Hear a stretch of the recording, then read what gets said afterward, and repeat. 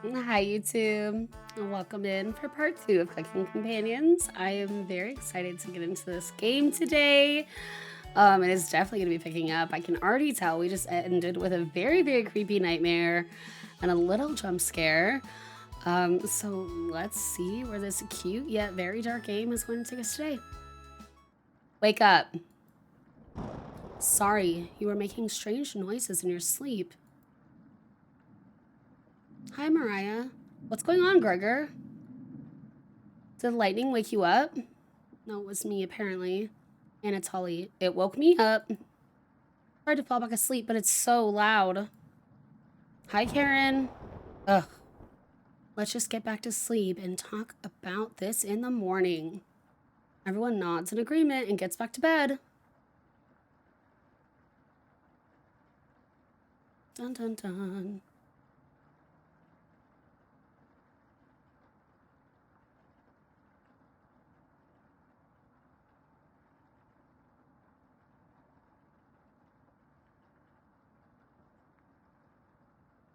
Except for you. You can't fall back asleep. You still have goosebumps from the nightmare. Karen's snoring is louder than a sawmill. You find it very loud and distracting.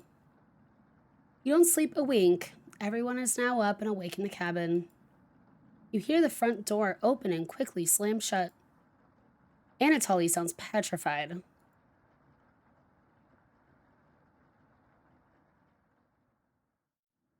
I looked out the door and we're completely surrounded by floodwaters. Looks like sailors take warning was more appropriate for today. Maybe it'll clear up tomorrow? You can't steal big guy's optimism, Karen. Why the hell not? That's all he has going for him. Ick. He's also good at chopping wood, though. Ha ha ha ha. Knock it off, you two. Mariah, do you think it'll clear up tomorrow? I give it a 27% chance of it clearing up tomorrow. Based on what?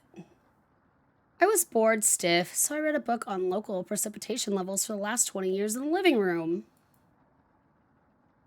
Sounds like you're stealing Anatoly's thunder. Anatoly, you're a book nerd, right? Why didn't you read it? Eek. Couldn't make it past the cover. Is that right? Yes. That bookshelf has some great books on artisan crafting and natural sciences. Why let them sit there gathering dust? How did you arrive at 27% chance of clearing up tomorrow? It's easy. Take the time of year and multiply it by a factor of... Mariah begins to explain meteorology to you. She isn't dumbing any of this down. It's similar to equation where... So the first thing you need to understand, minutes of explanation feels like hours. You look over at Anatoly. He's listening intently to Mariah. So intently he hasn't blinked yet. Creepy. You can see his eyes drying up. A tear rolls down one of his cheeks. This is brutal to watch. Mariah finally wraps up her lecture. She ends with a bow. Nobody claps. Tough crowd. But Mariah, that was inspiring. You lost me a few minutes in, but it's okay. I didn't understand a word of it. Ha! Okay. Anatoly turns to you. Anyway, there's no telling how long this will last. We can't leave the cabin until these floodwaters stop. I know our food situation is a little tight, but I know you'll make the right decisions.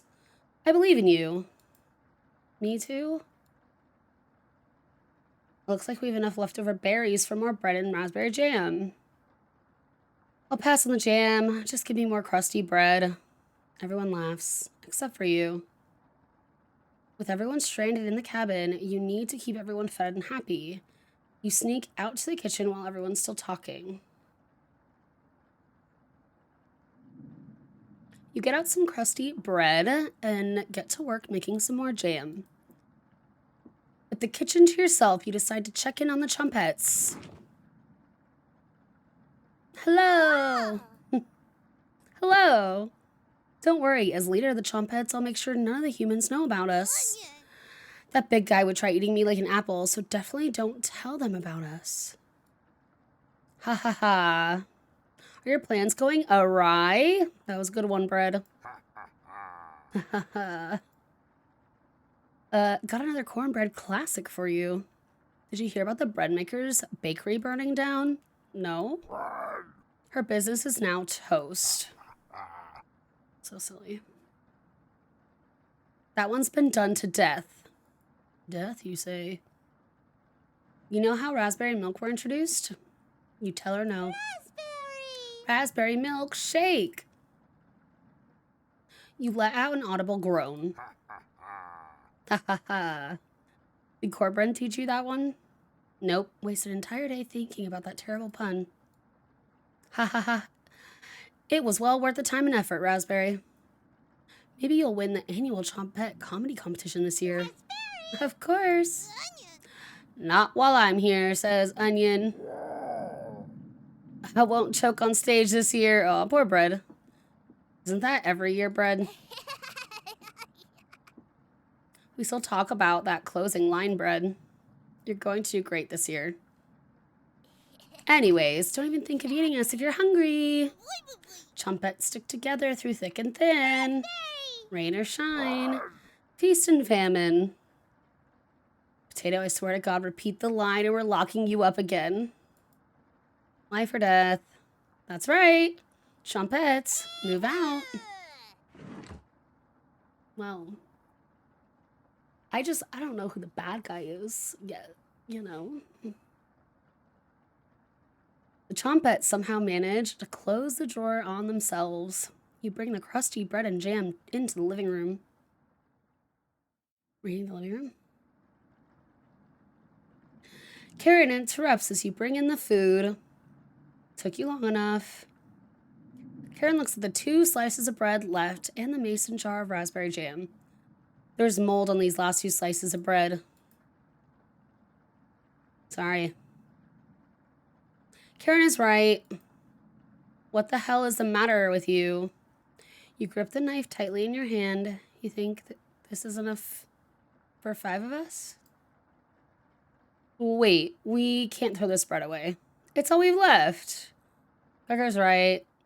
Anatoly, will mold spores give us food poisoning? I'm a no scientist. Sorry. Let's pick off as much mold as we can. We can't leave it with the flood of waters, so this will have to last us another day. Everyone grimly gnaws, ripping apart their piece like a pack of wolves. Gregor seems to unhinge his jaw and eat it in one bite. He looks like a duck eating bread. Thanks again. Bread and jam isn't much of a meal, but it's more than we had when we left Ukraine. Plenty of rainwater outside, so at least we won't die of dehydration. But until this storm is over, nobody should leave the cabin. Should clear up if we just give it a chance.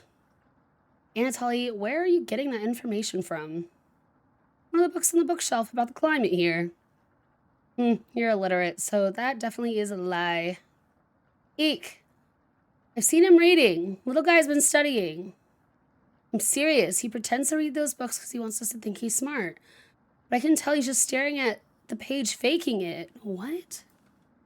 What do you think? Me?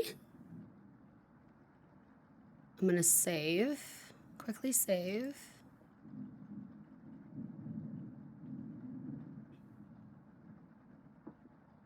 What do you think? Anatoly doesn't know his weather conditions from a hole in the ground. Karen is correct. Anatoly can read. I saw it with my own 2 eyes. I mean, we don't know if we saw it, so I guess we just have to pick. Let's defend him. You must be going blind then. Thanks. I don't know why Karen will make up something like that about me. You aren't fooling anyone, Anatoly. Karen has stormed off. He's mad. Thanks for backing me up. My relationship is stronger? With who? Mariah. Good to have someone so positive around. Anatoly looks relieved. You think he'll remember that? I guess let's call it a day. Yeah, sure. Night. Everyone shuffles off to their sleeping areas. 10 minutes later. Hey, buddy. Hi, Anatoly. Hey. Karen likes to find somebody's weakness and use it against them when she's frustrated. Just wanted to thank you for backing me up earlier. You're very sweet to do that. Anatoly looks at you with a look of admiration. See you tomorrow. Anatoly looks like he's blushing as he walks away. Definitely sure Anatoly will remember that. So was Gregor's relationship stronger then because he was the last one talking last? I didn't catch whose relationship went up the first time. Like in this video. You go to bed very hungry. Another day. You don't dream the entire night, but you sleep through everyone waking up. And that's how fast a deer could run if startled. Whoa. Incredible. Impressive. Yawn. I wish we had a deer here. With the food getting lower, let's just skip today's meal. No. It's only for one day. Various cultures and religions have practiced fasting throughout history. It doesn't make us feel any better, Anatoly. What options do we have? Our food wasn't rationed properly. It's my fault? It's all my fault? Anatoly leaves, mumbling to himself. So passive-aggressive of him. Everyone goes to a separate area. Karen in the bedroom, Gregor in the living room, Mariah in the kitchen, and Anatoly in the bathroom. Who do you want to speak to? I want to talk to Mariah in the kitchen. That's where the Chompettes are. Oh? Didn't hear you coming. I was just double checking if there was any food we might have missed. But I couldn't get the drawer open. Could you give it a try? You nod. Great.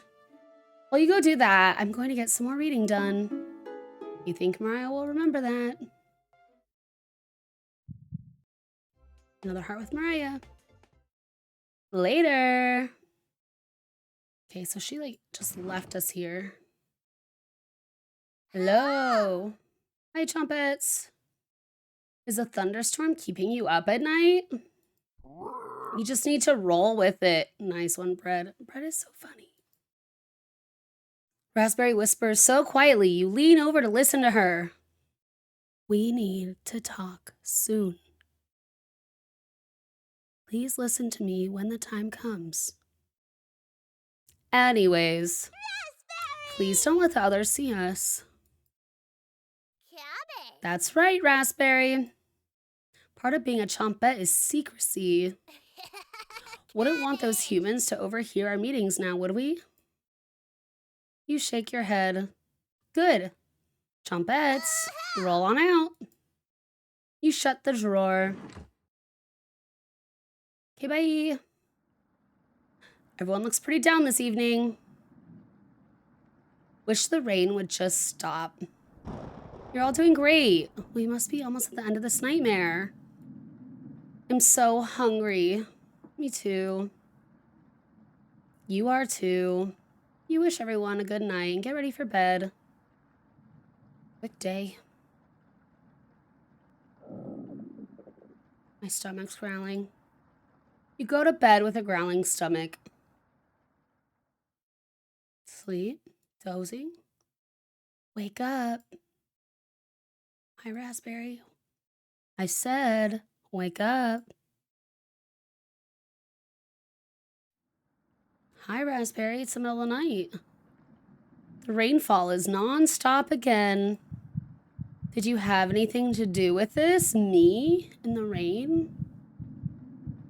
You don't answer her question. Shh. Always thinking with your stomach, right? You should reconsider. Might save what little humanity you have left.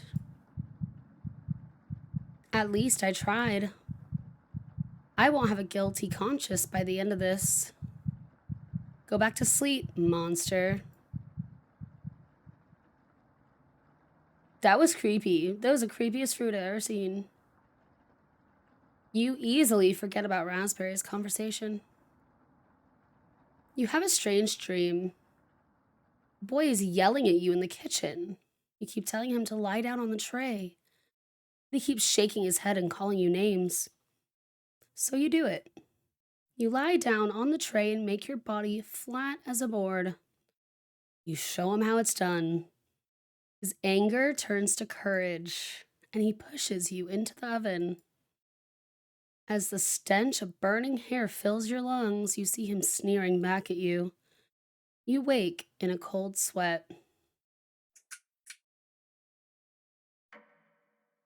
Oh boy. These streams are getting worse and worse. Day 5?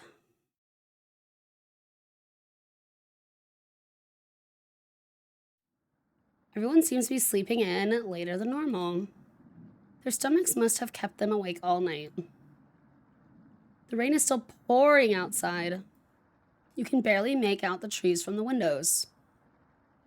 You hear a stirring of blankets, arms, and legs. Mariah looks petrified. Hi, Mariah. I couldn't sleep. Anatolia's bag's under his eyes. The storm is too loud. Karen looks out of it. The cabin was creaking so much last night. It sounded alive. Gregor looks a little gaunt. I got a good look out the window. And I couldn't see anything due to the rain. Great observation, Gregor. I was so hungry last night. I kept pacing around my bed. Karen turns to you. When is this going to end? I checked outside the door again. Flood waters keep rising. Unfortunately, we're going to need to stay put unless one of us wants to drown in rainwater. As soon as the weather lets up, we'll be able to scavenge for supplies. How close is the nearest town?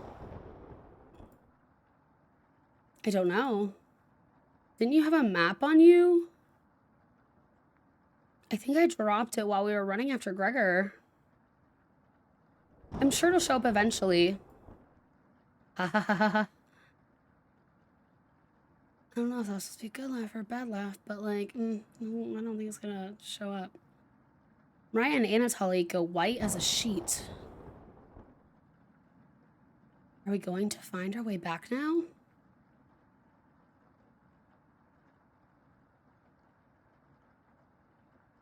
How are we going to find our way back now? We'll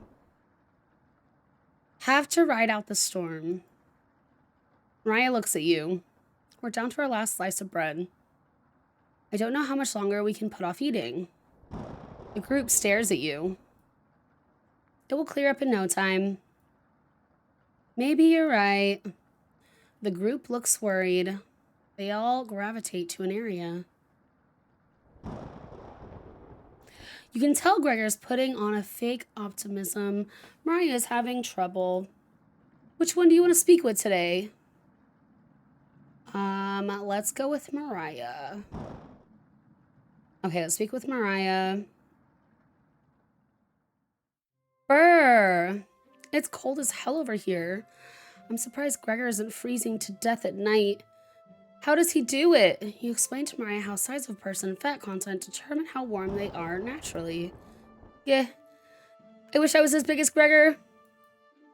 But to be honest, I don't need to be that tall to make a difference in the world. Do you know what he wanted to do for a career? Mariah does her best Gregor impression. Split firewood and gaze at the stars. How boring is that? Depends on the person, but pretty boring. You're so funny. Thanks for coming in and chatting with me. Mariah blushes a little. You make it easier to pass the time. Thank you. You're pretty sure Mariah will remember that. Halfway there with Mariah. You thank her and leave the bedroom. You call everyone together. They all look grim. You You could cut the tension in the room with a knife. Everyone is staring at you. They're expecting that last piece of bread for dinner. You bring it out. Everyone cannot take their eyes off it. You instruct everyone to take a pinch. Slowly, all 5 of you tear it apart like a wishbone. Everyone studies their piece of bread carefully, wondering how long it'll last. Karen is the first to eat hers. She chews each bite a few hundred times before swallowing. Anatoly chews it cautiously, opening his mouth once he finishes each bite. Mariah nibbles on it silently, eyes wide, moving from person to person. And Gregor just pops in his mouth like a cherry.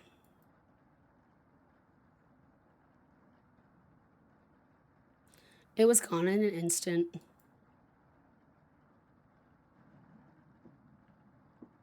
The group thanks you awkwardly. It's not much. You've run out of options. You wish everyone a good night and get ready for bed. You go to bed starving. Per usual. Definitely going to bed starving all the time. Day 6, let's go.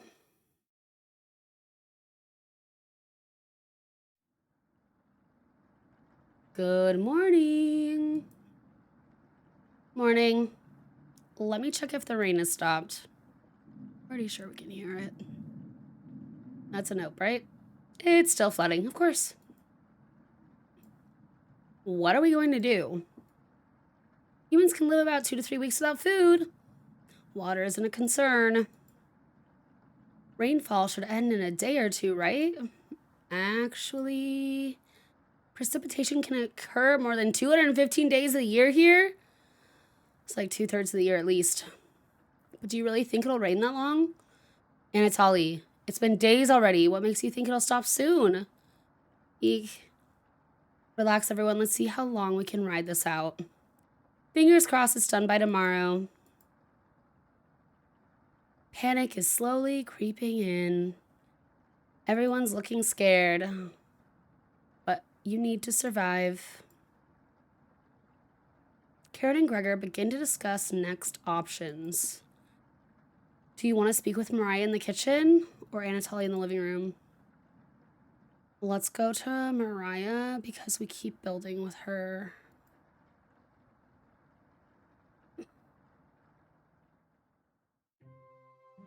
Hey, Mariah. Hey. Mariah looks relieved to see you.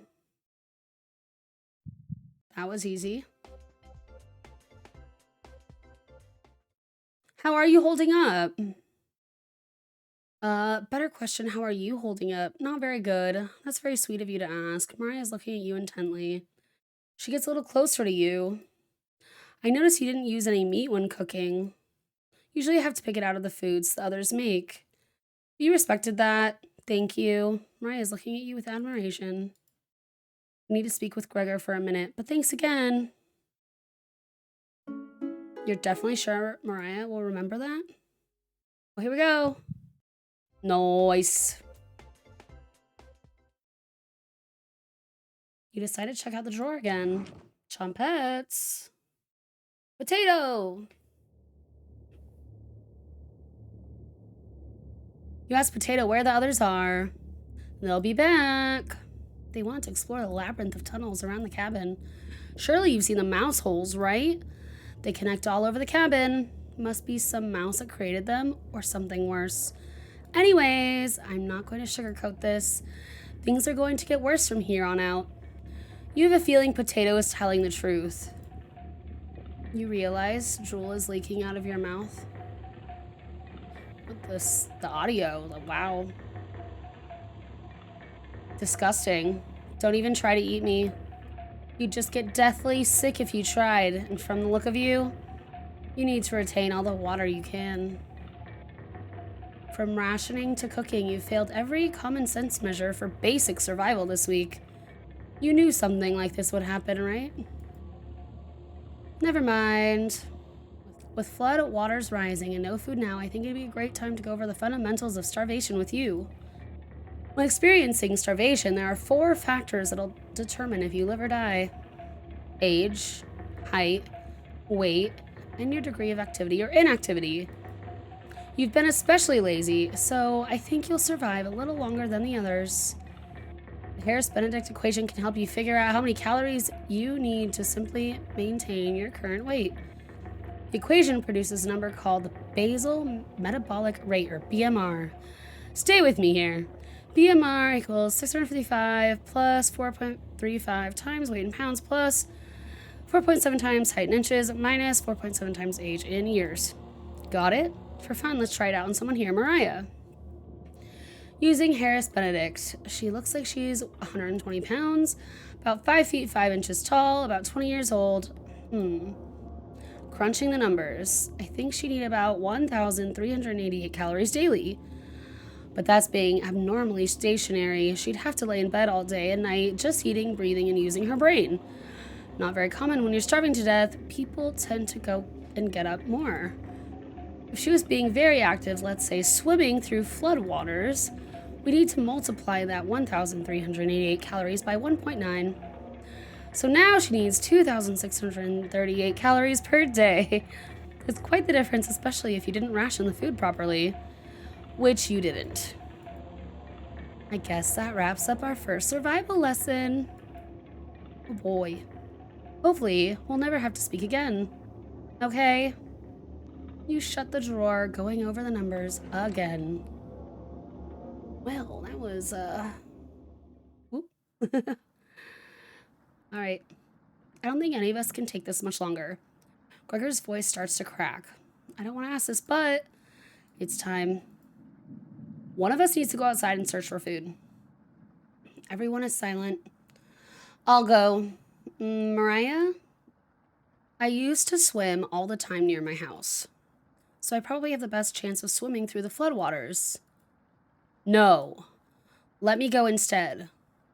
You won't get very far if anything happens to your glasses, Anatoly. You're blind as a mole rat, remember? That's true, but... Little guy, let me go. Gregor, sounds good to me. Karen. His arms are definitely the longest, so he'd probably be best at climbing trees out of all of us. No, that wouldn't be right. Gregor, let me go instead. I get that none of these options are good ones. We need to find food or help. Gregor grabs a branch from the woodpile. He cuts it into different measurements. Since we can't come to a consensus, let's draw for it. We'll each pick one from my hand. And the shortest will go outside to search for food. You're not worried about drawing. You saw Gregor cut the branch in lengths. You saw Gregor cut the branch lengths. So you can tell which one is the biggest of the bunch. You pick it. You watch the others intently. Will it be Gregor? Anatoly? Karen? Will it be... Looks like I've got the shortest. Mariah. Mariah! It's okay. I watched Anatoly forage earlier, so I'll know what to look for. Just swim until you find higher ground, then scout the area. Maybe you'll find a fish out there. Everyone looks heartbroken. Karen? Anatoly? Gregor? I'll keep us alive. I promise. She promised. Everyone watches as Mariah leaves the cabin. The silence is deafening. Bye. Bye, Mariah. The door shuts behind her. You can faintly hear her yell about how cold the water is. And then silence. Mariah's left the cabin. I'm sure we'll see her again. The rest of the group nods. Everyone stays up waiting and waiting. The sun is completely set. One by one, each person quietly shuffles off to bed. You get ready for bed and easily pass out. You have a strange dream. The two women in front of you could be twins. One of them you recognize, the other is a guest. You ask the guest to sit on a shovel. Then you try pushing it into the oven. Her legs are so strong, you can't get her into the oven. You curse at her repeatedly. Like this, you hiss.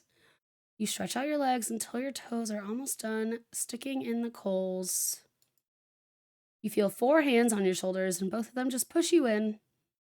The familiar smell of smoke and burning hair cause you to throw up on the embers. Gross. You can't let it end like this. You rip the metal door off the oven, tearing through the wood logs of the cabin. Screaming, you chase the two through the woods. Your burns chill within the wind. The guests look behind her, and her eyes widen when she sees you. She's terrified. Your fury rips trees out by their roots, soil from the ground, rocks from their pits. You've never been this angry in your entire life. Your stamina can't last forever. You're gaining on them. As you trample through a field of wheat, the guest throws a piece of cloth behind her. You catch the glint of it in the sun, golden. As if by magic, the earth splits in front of you, creating a chasm of fire below. You fall into the pit, screaming as your eyes begin to sizzle from the heat. Hellfire fills your lungs. You're unable to scream anymore. You wake in a cold sweat. Damn. Whew.